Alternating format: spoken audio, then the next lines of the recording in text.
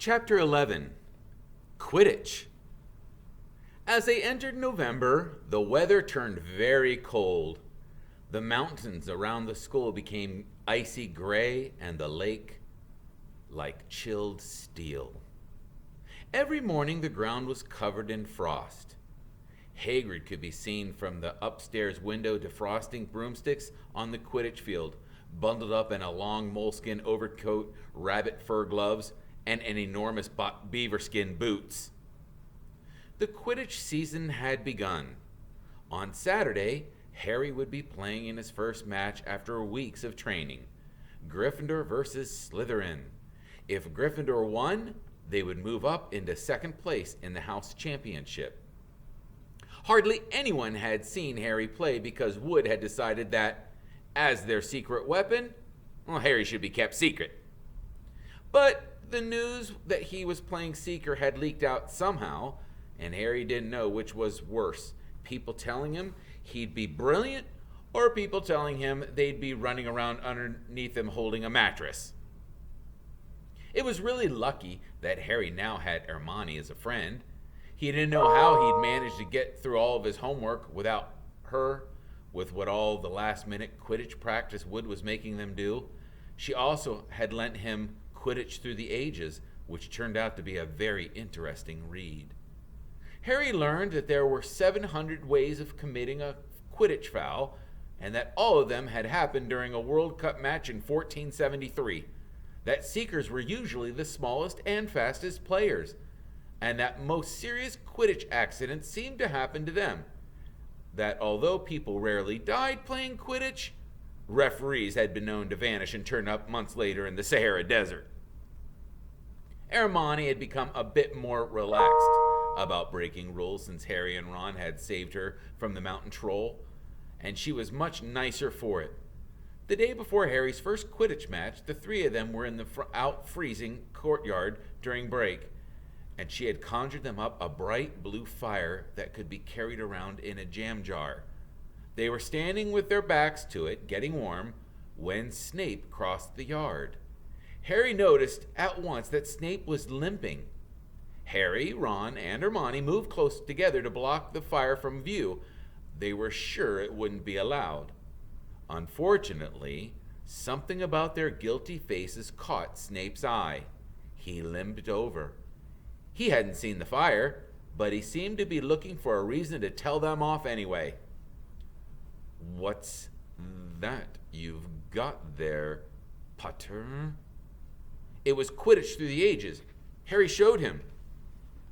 "Library books are not to be taken outside the school," said Snape.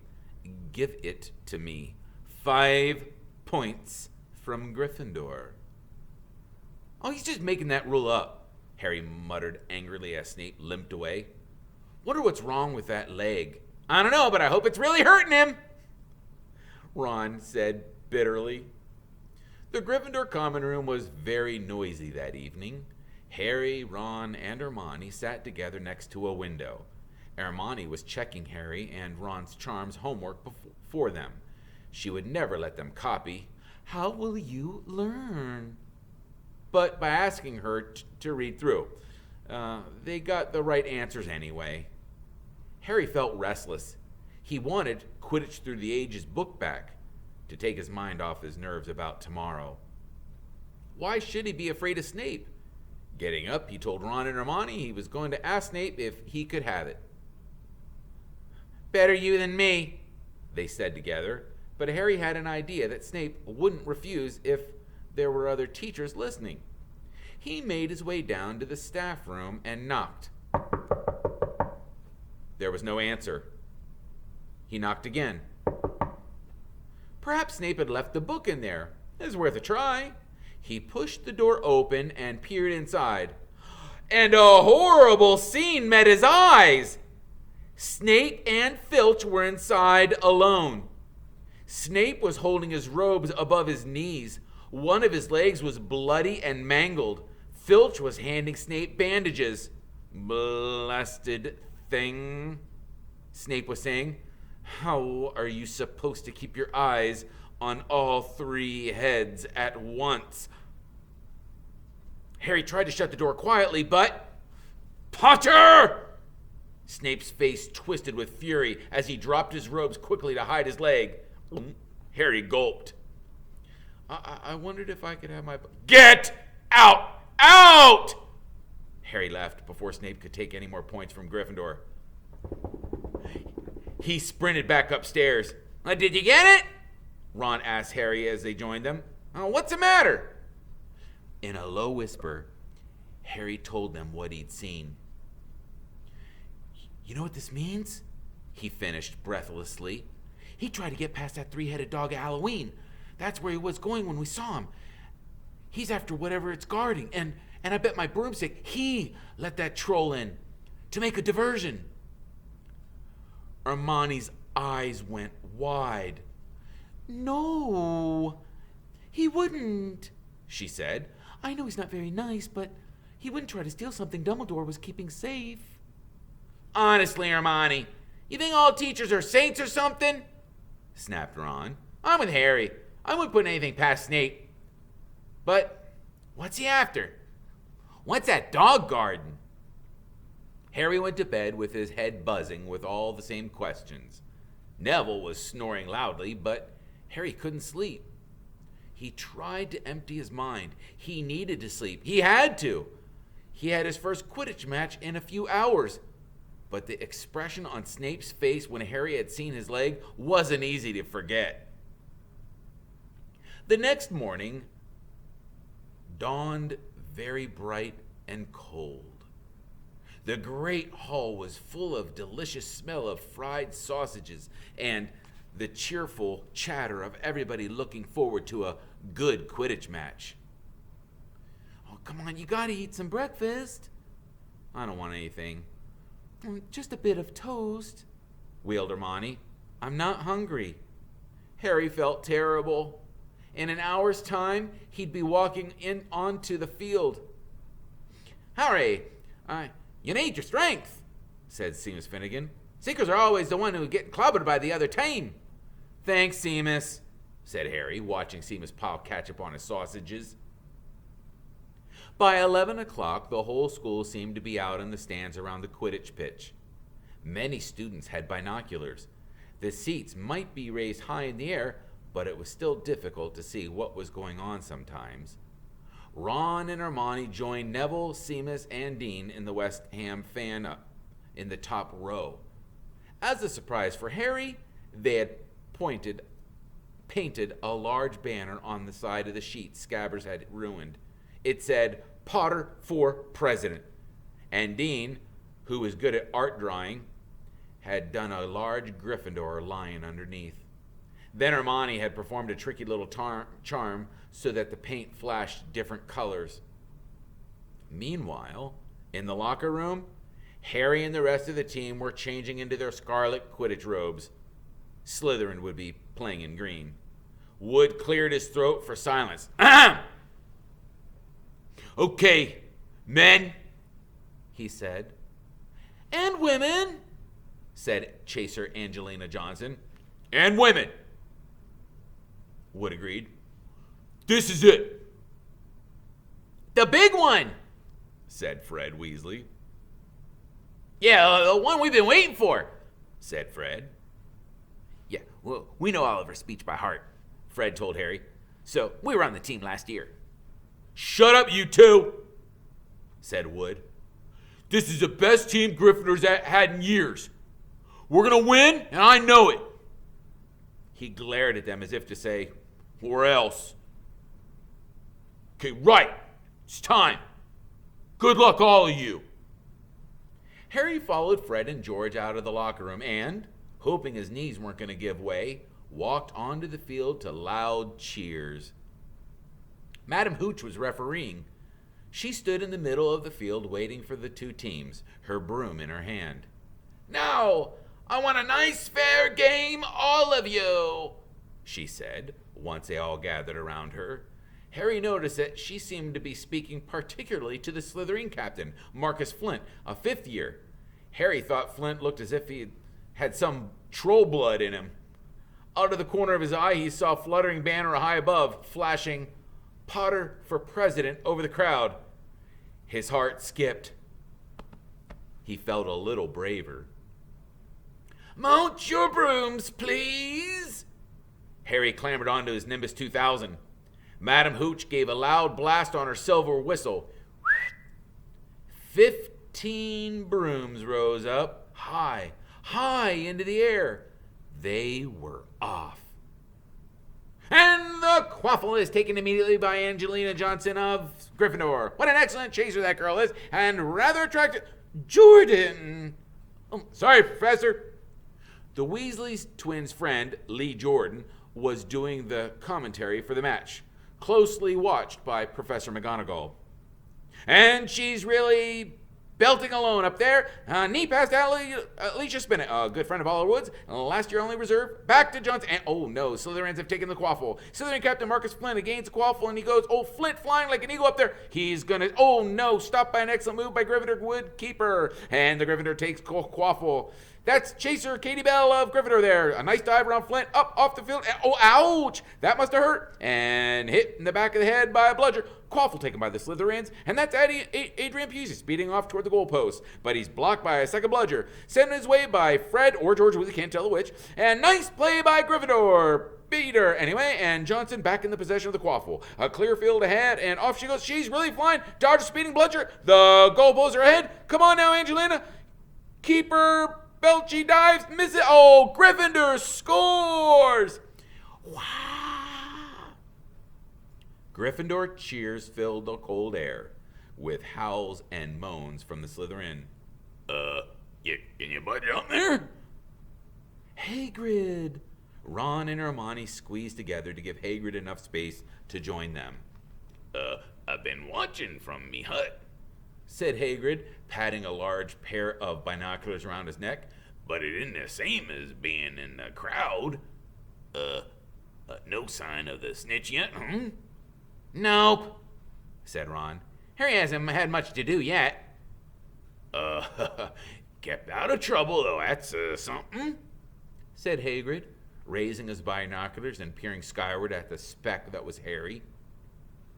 Way above them, Harry was gliding over the game, squinting about for some sign of the snitch. This was part of his and Wood's game plan. Keep out of the way until you catch sight of the snitch, Wood had said. We don't want you attacked before you have to be. When Angelina had scored, Harry had done a couple of loop-de-loops to let off his feelings. Now he was back staring around for the snitch. Once he caught sight of a flash of gold, but it was just a reflection of one of the Weasleys' wristwatches. And once a bludger decided to come pelting his way, more like a cannonball than anything. But Harry dodged it, and Fred Weasley came chasing after it. Yeah, right there, Harry! He had time to yell as he beat the bludger furiously toward Marcus Flint. Slytherin in possession, Lee Jordan was saying. Chaser Busey ducks two bludgers, two Weasleys to the Chaser Bell, and speeds toward the... Wait a moment, was that the snitch? And a murmur ran through the crowd as Adrian Pusey dropped the quaffle, too busy looking over his shoulder at the flash of gold that had passed his left ear. Harry saw it. In a great rush of excitement, he dived downward after the streak of gold. Slytherin seeker Terrence Higgs had seen it too. Neck and neck, they hurtled toward the snitch. All of the chasers seemed to have forgotten what they were supposed to be doing as they hung in midair to watch. Harry was faster than Higgs. He could see the little round ball, wings fluttering, darting up ahead. He put on an extra spurt of speed. Wham! Oh, a great roar of rage echoed from the Gryffindors below. Marcus Flint had blocked Harry on purpose, and Harry's broom sped off course. Harry holding on for dear life. Foul! Screamed the Gryffindors. Madame Hooch spoke angrily to Flint and then ordered a free shot at the goalpost for Gryffindor. But in all the confusion, of course, the golden snitch had disappeared from sight again. Down in the stands, Dean Thomas was yelling, Send him off, ref! Come on, red card! What are you talking about, Dean? Said Ron. Red card! said Dean furiously. In soccer, you get shown a red card and you're out of the game. Yeah, but this isn't soccer, Ron reminded him. Hagrid, however, was on Dean's side. Oh, they ought to change the rules. Flint could have knocked Harry out of the air. Lee Jordan was finding it difficult not to take sides. So, after that obvious and disgusting bit of cheating, Jordan, growled Professor McGonagall. I mean, after that open and revolting foul, Jordan, I'm warning you. All right. Flint nearly kills a Gryffindor Seeker, which could happen to anybody. I'm sure, so penalty to Gryffindor taken by Spinnet, who puts it away, no trouble, and we continue play. Gryffindor still in possession. It was as Harry dodged another bludger, which went spinning dangerously past his head, that it happened. His broom gave a sudden, frightening lurch. For a split second, he thought he was going to fall. He gripped the broom tightly with both hands and knees. He never felt anything like that. It happened again. It was as though the broom was trying to buck him off. But Nimbus 2000s did not suddenly decide to buck their riders off. Harry tried to turn back toward the Gryffindor goalposts. He had half a mind to ask Wood to call a timeout. And then he realized that his broom was completely out of his control. He couldn't turn it. He couldn't direct it at all. It was zigzagging through the air, and every now and then making a violent swishing movement that almost unseated him. Lee was still commentating. Slithering in possession, Flynn of the Coffle. Passes Spinnet, passes the bell, barely hit in the face by Bludger. Kept it. Broke. I hope it broke his nose. Only joking, Professor. Slytherin score. Oh, no. The Slytherins were cheering. No one seemed to have noticed that Harry's broom was behaving strangely. It was carrying him slowly higher, away from the game, jerking and twitching as it went. I don't know what Harry thinks he's doing, Hagrid mumbled.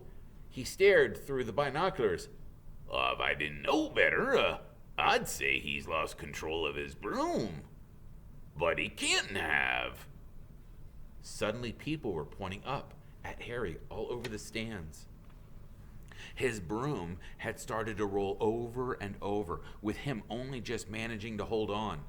Then the whole crowd gasped. Harry's broom had given a wild jerk, and Harry swung off it. He was now dangling from it, holding on with only one hand. Did something happen to it when Flint blocked him? Seamus whispered. Can't have, Hagrid said, his voice shaking. Can't nothing interfere with a broomstick except powerful dark magic. No kid could have done that to a Nimbus 2000. At these words, Hermione grabbed Hagrid's binoculars. But instead of looking up at Harry, she started looking frantically at the crowd. What are you doing? Moaned Ron, gray-faced. I knew it, Hermione gasped. Snape, look. Ron grabbed the binoculars. Snape was in the middle of the stands opposite them. He had his eyes fixed on Harry and was muttering nonstop under his breath. He's doing something, jinxing the broom, said Hermione. Oh, what should we do? Leave it to me. Before Ron could say another word, Hermione had disappeared. Ron turned the binoculars back on Harry. His broom was vibrating so hard it was almost impossible for him to hang on with much longer. The whole crowd was on its feet, watching, terrified, as the Weasleys flew up to try to pull Harry safely onto one of their own brooms. But it was no good. Every time they got near him, the broom would jump still higher. They dropped lower and circled beneath him, obviously hoping to catch him if he fell. Marcus Flint grabbed the quaffle and scored 5 times without anybody noticing. Come on, Hermione, Ron muttered desperately. Hermione had fought her way across to the stand where Snape stood, and was now racing along the row behind him. She didn't even stop to say sorry as she knocked Professor Quirrell headfirst into the front row. Reaching Snape, she crouched down, pulled out her wand, and whispered a few well-chosen words. Bright blue flames shot from her wand onto that hem of Snape's robes. It took perhaps 30 seconds for Snape to realize that he was on fire. A sudden yelp told her that she had done her job. Scooping the fire off of him into a little jar in her pocket, she scrambled back along the row. Snape would never know what had happened. It was enough. Up in the air, Harry was suddenly able to clamber back onto his broom. "Neville, you can look now," Ron said. Neville had been sobbing into Hagrid's jacket for the last 5 minutes. Harry was speeding toward the ground when the crowd saw him clasp his hand to his mouth as though he was about to be sick. He hit the field on all fours, coughed, and something gold fell into his hands. "I got the snitch!" he shouted, waving it above his head, and the game ended in complete confusion. "He didn't catch it! He nearly swallowed it!" Flint was still howling 20 minutes later, but it made no difference. Harry hadn't broken any rules, and Lee Jordan was still happily shouting the results. Gryffindor had won by 170 points to 60. Harry heard none of this, though. He was being made a cup of strong tea back in Hagrid's hut with Ron and Hermione. "Oh, it was Snape," Ron explained. "Hermione and I saw him. He's cursing your broomstick, muttering he wouldn't take his eyes off you." Rubbish," said Hagrid, who hadn't heard a word of what had gone on next to him in the stands. "Now, why would Snape do something like that?" Harry and Ron and Hermione looked at one another, wondering what to tell him. Harry decided the truth. "I found out something about him," he told Hagrid. "He tried to get past the three-headed dog on Halloween. It bit him. We think he was trying to steal whatever it's guarding." Hagrid dropped his teapot. "How do you know about Fluffy?" he said. "Fluffy?" Yeah, he's mine. I bought him off a Greek chappie I met in a pub last year. I lent him to Dumbledore to guard the..." "Yes?" said Harry eagerly. Don't ask me anymore," said Hagrid gruffly. That's top secret, that is." "But Snape's trying to steal it." "Oh, rubbish," said Hagrid again. "Snape's a Hogwarts teacher. He'd do nothing of the sort." "So why did he just try to kill Harry?" cried Hermione. The afternoon's events certainly seemed to have changed her mind about Snape. "I know a jinx when I see one, Hagrid. I've read all about them. You got to keep your eye contact, and Snape wasn't blinking at all. I saw him." "I'm telling you, you're wrong," said Hagrid hotly. "I don't know why Harry's broom acted like that, but Snape wouldn't try to kill a student. And now, listen to me. All three of you, you're meddling in things that don't concern you. It's dangerous. You forget that dog, and you forget what it's guarding. That's between Professor Dumbledore and Nicholas Flamel." "Aha," said Harry. "So there's someone called Nicholas Flamel involved, is there?" Hagrid looked furious with himself.